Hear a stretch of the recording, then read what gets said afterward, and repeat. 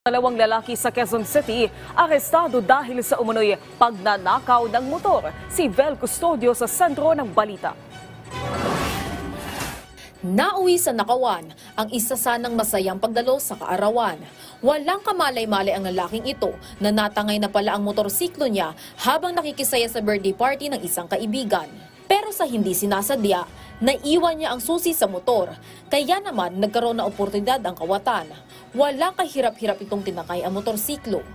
Nung pauwi na po ako ng 4:30 AM, pagbaba ko po wala na po yung motor ko sa parkingan. Doon na po ako na tas sabi ko baka nilipat ka kasi gawa ng may kasong gano'n na nga rin po nilipat sa kabilang street lang yung motor. Tapos nung pagbalik ko po para hanapin yung motor ko, hindi ko na po nagilap. Tapos yung kinabukasan na po, yun na po yung kahapon. May nag-timbre na nga po na kung may nagsusurrender ng susi, kung i-confirm ko lang po.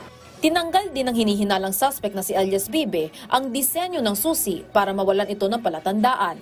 Ibinenta na ng suspect ang motor sa kaibigan umano nito na si alias Jigs. Hinala ng otoridad na alam ng buyer na nakaw ang motor.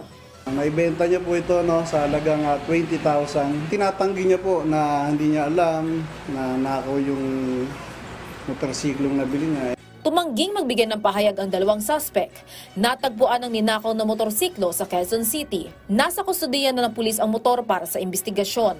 Haharap si alias Bibe sa kasong paglabag sa New Anti-Kidnapping Law. Hindi rin lusot sa asunto ang bumili ng nakaw na motorsiklo sa paglabag ng Anti-Fencing Act.